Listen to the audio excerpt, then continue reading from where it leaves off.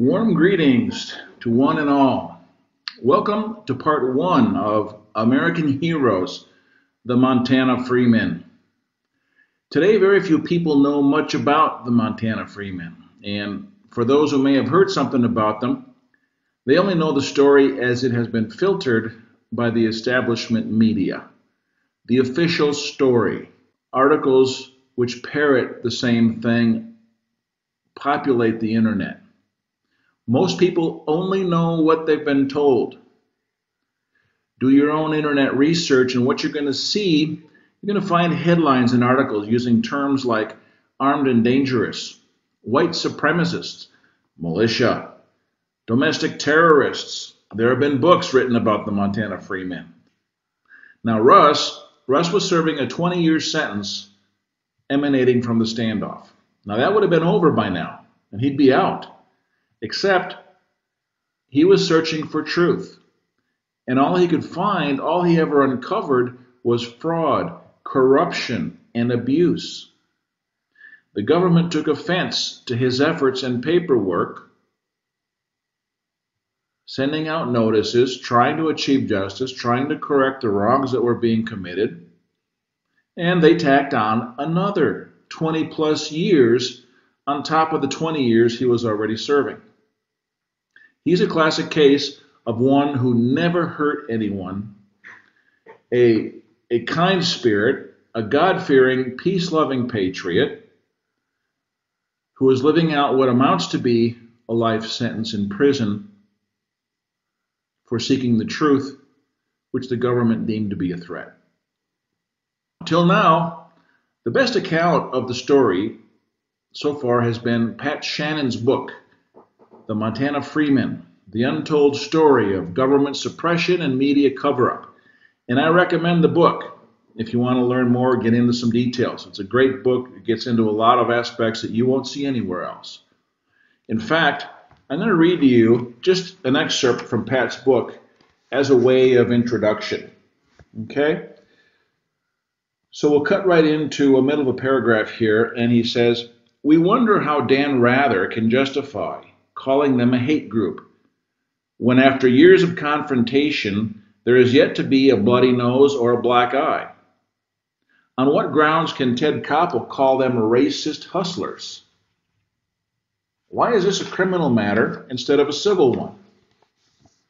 The Freemen, so named by news people because of their signatures on the court documents they filed, were followed by the title, quote, Freeman character, unquote.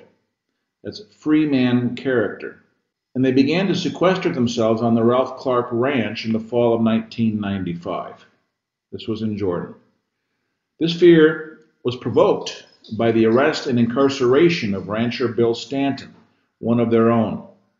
And on March 25th, 1996, two of the men whom the government called the leaders were captured and taken to jail in Billings. The ranch was surrounded by federal agents for the next 12 weeks.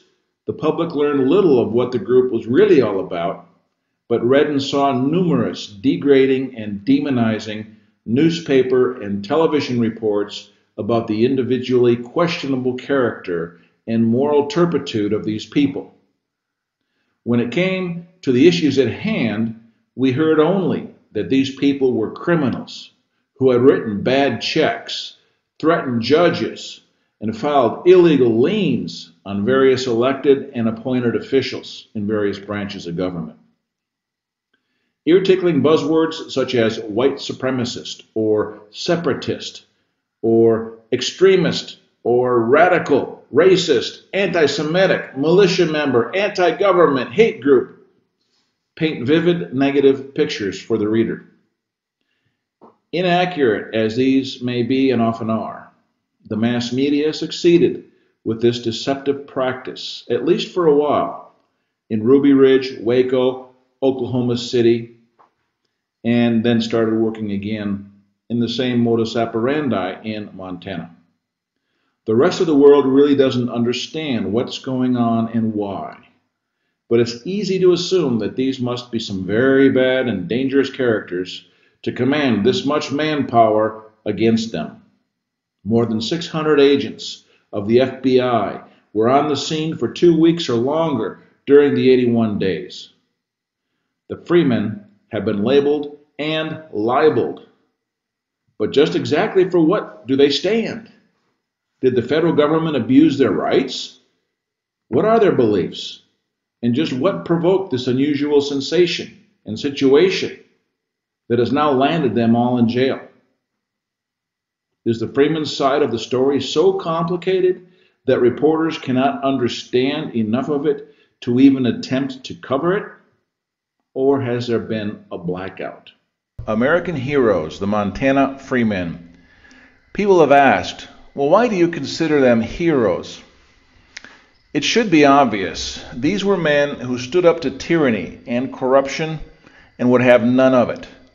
They did everything they could in a peaceful manner to confront the criminals in their local and state governments. They put themselves on the line at great risk to run their own local township government in the way it was prescribed to be run by law. They took great pains to learn how to do things according to the law.